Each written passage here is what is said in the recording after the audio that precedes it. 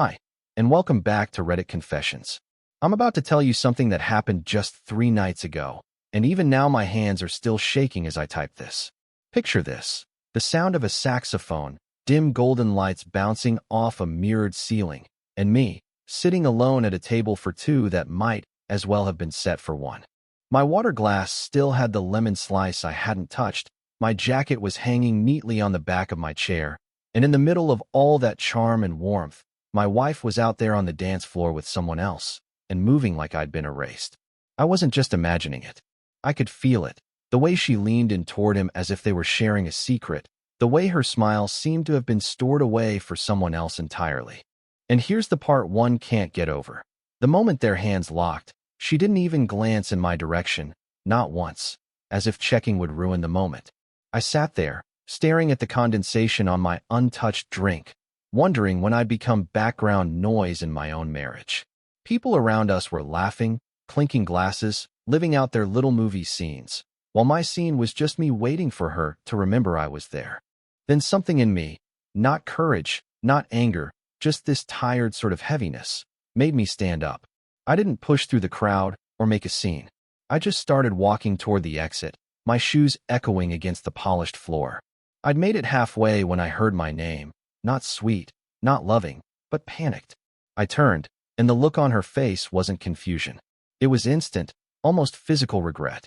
And I knew in that moment that whatever story we thought we were living had just shifted into something neither of us was ready for. When I saw that look in Dana's eyes, it wasn't the kind of fleeting guilt you feel when you've been caught in something harmless.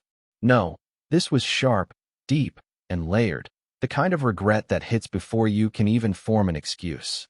The music behind her was still playing, people were still laughing and dancing, but in that instant, it was like the entire ballroom froze around us. Carter, the man she'd been dancing with, still had his hand loosely on her waist, but his smile had vanished. He looked over his shoulder at me like he'd just realized he'd stepped somewhere dangerous. I didn't move at first.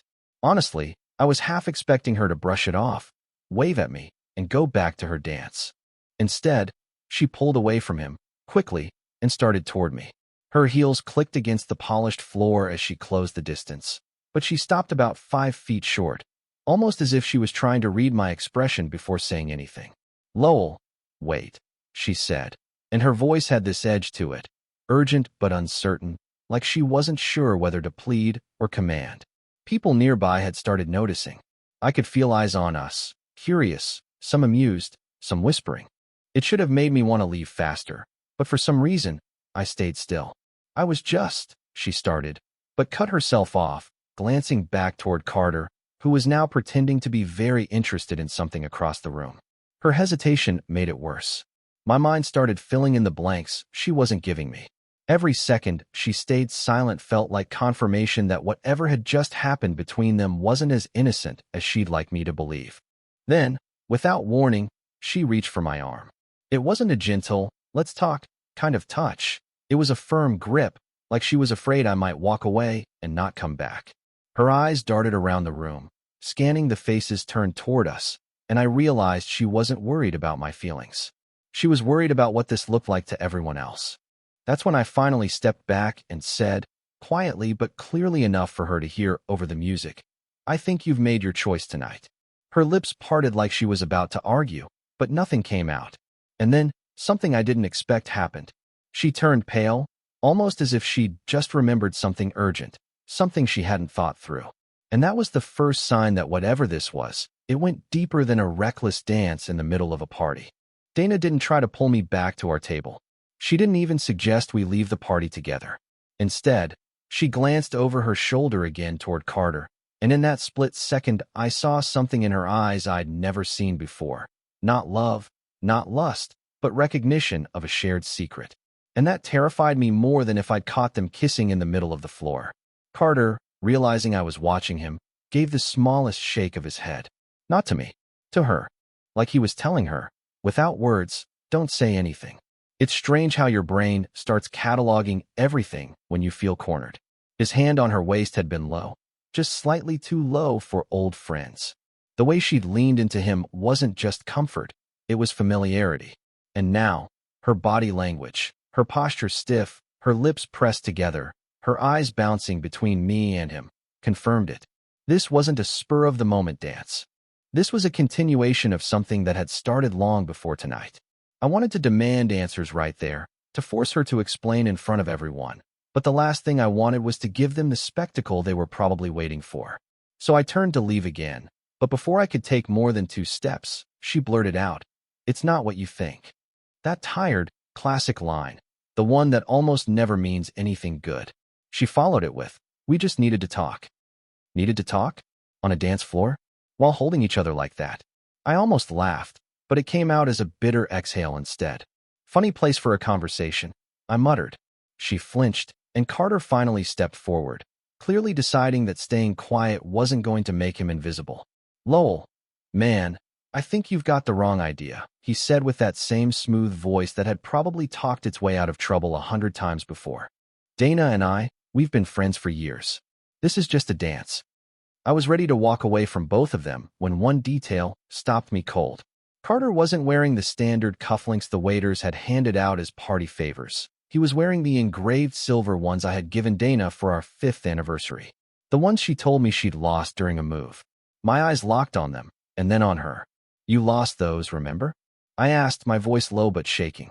She froze, her mouth opening, closing, and then she looked at Carter as if he'd just handed me the key to a locked door. And in that moment, her face told me more than any confession ever could. The truth had been sitting right in front of me for longer than I dared imagine. For a moment, neither of them said a word. Carter's hand twitched at his side like he was debating whether to shove it into his pocket or brazenly keep the cufflinks on display. Dana, on the other hand, looked like someone had just pulled the rug from under her in front of a room full of strangers. The air between us felt thick, heavy, even over the sound of the band, the chatter, the laughter. I could hear her shallow breathing. My mind was trying to race in 2 directions at once. Part of me wanted to walk out and never look back. The other part needed to know exactly how deep this went. I stepped toward Carter, not aggressive, but close enough that the reflection of the chandeliers gleamed off the silver links on his cuffs. "She said she lost them," I said again, my voice shaking less now and turning colder. "Years ago, during a move. Now they're here on you." I wasn't asking a question, but I was daring him to answer. He didn't. He just glanced at Dana with a look I couldn't fully read. It wasn't fear. It was annoyance, like she'd broken some unspoken rule between them. Dana finally spoke, but her words only twisted the knife. "Lowell, you're making this bigger than it is," she said softly, almost pleading. "I gave them to him because he needed them for something." It was such a ridiculous explanation that I actually laughed out loud. Needed them? For what, Dana? A black tie cufflink emergency? I could feel more eyes on us now, curious stares from people pretending to sip their drinks while eavesdropping. She shook her head and reached for my arm again, but I pulled back before she could touch me. "It's complicated," she said, and that was the moment I realized she was never going to admit the truth here. Carter clearly didn't want to be part of this scene either. He muttered something under his breath and stepped away toward the bar, leaving her alone with me. That should have been my cue to leave. But instead, I leaned in just enough so only she could hear me. "If you think walking out with him in front of me is going to be the worst part of tonight, you're wrong," I said. Her eyes widened, and for the first time all night, she actually looked nervous. "Lowell, please don't do this here," she whispered. I took a step back, letting her see the decision forming in my mind. And in that moment, I wasn't even sure which scared her more, the possibility that I'd cause a scene or the fact that I might leave quietly. What she didn't know was that I had already seen enough to start connecting dots I didn't even realize existed. And once I left that ballroom, I planned to pull at every single one of them until the whole thing unraveled. I didn't storm out that night. I wanted to, God, I wanted to, but I knew leaving in a blaze of humiliation would give them both the easy out of blaming me for making a scene. Instead, I stayed for another 20 minutes, just long enough to watch them pretend not to look for each other while mingling with different groups. It was almost comical. Carter standing near the bar, talking to a man in a gray suit while his eyes kept flicking toward Dana, and Dana doing the exact same thing from across the room, laughing with a woman she clearly wasn't listening to. That was my confirmation. People don't act like that over a friendly dance. When we finally left, the silence in the car was suffocating. She stared out the passenger window, her reflection in the glass looking as tense as I felt. I didn't speak, partly because I knew if I started, I wouldn't stop. By the time we got home, she mumbled something about a headache and went straight to the bedroom, shutting the door before I could even cross the hall. I ended up sitting in the living room, staring at those cufflinks in my mind until I realized something. I had the original receipt for them somewhere in our storage boxes. Engraved. Personalized.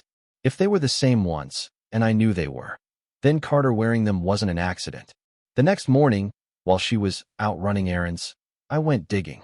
I found the receipt in a dusty old folder along with the matching anniversary card I'd given her that year. It had her initials on the packaging order. There was no mistaking it. Those cufflinks were hers. Or at least, they had been. I started wondering when she'd had the chance to pass them to him. And then it hit me. That work conference 2 years ago. She'd been gone for 4 days, came back in a great mood, and swore she'd lost a suitcase during travel. I remember feeling bad for her. Now I wasn't so sure there had ever been a missing suitcase at all. I wasn't about to confront her without more proof, so I decided to pull the first real thread. I searched Carter's name online. Took me less than 5 minutes to find his professional profile. The same slick smile, the same confidence. But buried 3 pages deep in the search results was something else, an old alumni newsletter from their college. A photo of a small group of students. There was Dana, leaning against a campus bench, and right beside her, Carter, with his arm draped casually over her shoulders. The caption read, "Winners of the regional marketing competition." The thing that caught my breath wasn't the arm or the smile. It was that she was wearing those exact cufflinks as earrings. Same silver, same engraving, only modified. I sat there staring at the photo for a long time, realizing 2 things at once. She'd lied about losing them years before I even gave them to her, and Carter had been in her orbit a lot longer and a lot closer than I'd ever understood. And now I had to decide whether the next thread I pulled would unravel the truth or pull me into something I wasn't ready to face. The alumni photo wouldn't leave my mind. I kept staring at it until the smug grin on Carter's face burned into my memory. The thought that those cufflinks had existed in their private history long before they were mine to give gnawed at me. I'd been wearing the role of husband without realizing I might have been standing in a shadow this whole time. But sitting in my living room stewing over old pictures wasn't going to get me anywhere. If there was more, I needed to see it with my own eyes, not just piece it together from scraps. 2 nights later, Dana said she was going to catch up with a friend after work. She mentioned a name I'd never heard before, a woman's name, conveniently, and acted like she was in a rush. I nodded, pretending to believe her, but 30 minutes after she left, I was in my car, keeping enough distance to make sure she didn't spot me in the rearview. My heart was hammering in that pathetic, self-loathing way it does when you know you've crossed from suspicion into outright spying. But at that point, I needed to know which side of the line my marriage was actually standing on. She didn't drive toward any neighborhood I recognized. Instead, she pulled into a busy strip lined with restaurants and lounges, the kind of place where no one really notices who walks in or out. I parked across the street, keeping low in my seat as she walked quickly toward a side entrance of a dimly lit bar. I expected her to vanish inside alone, maybe meet this mysterious friend at the table. But then, as if the air itself had shifted, Carter emerged from the shadows near the doorway. He wasn't wearing a suit this time, just a dark jacket and that same air of effortless ownership of any space he stepped into. She didn't even hesitate. She smiled, the same light-up smile from the gala, and hugged him like she'd been waiting all week for this moment.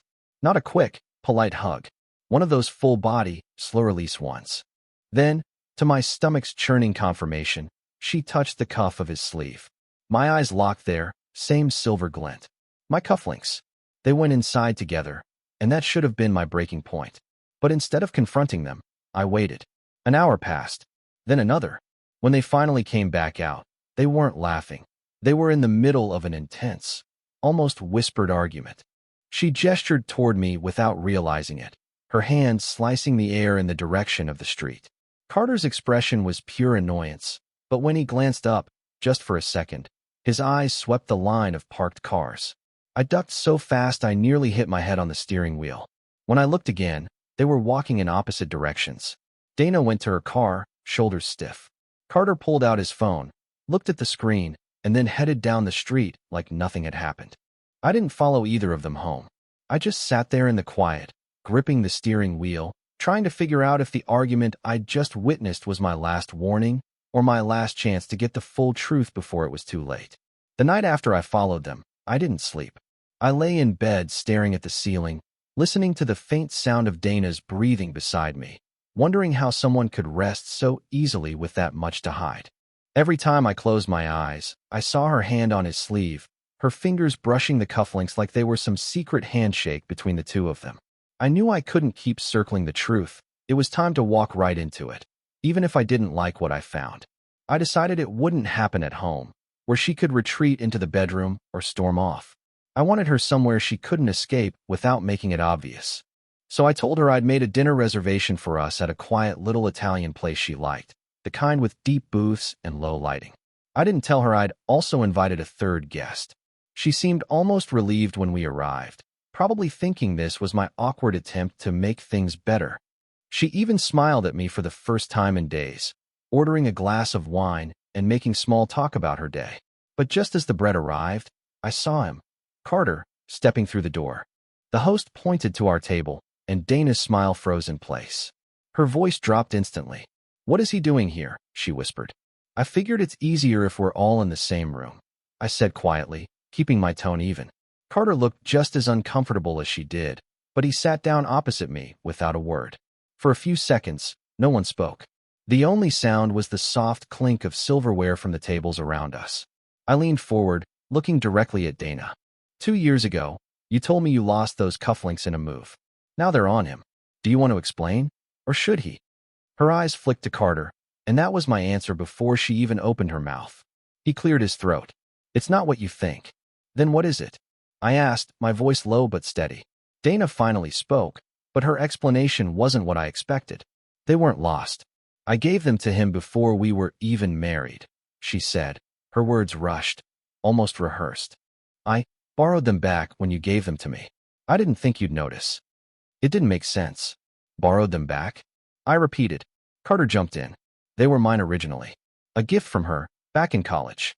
You must have had them remade or something when you gave them to her." I just stared at them, the pieces clicking together in the worst possible way. The cufflinks weren't just jewelry. They were a relic of something they'd shared long before I ever met her. And she'd let me give them to her again, smiling like it was the first time. That was the moment I realized I wasn't competing with another man for her attention. I'd been living in the shadow of a story that started years before my chapter even began. For a long moment, I just sat there, looking at the two of them across the table. Dana couldn't meet my eyes, and Carter looked like he was already rehearsing whatever version of this night he'd tell himself to make it sound less ugly.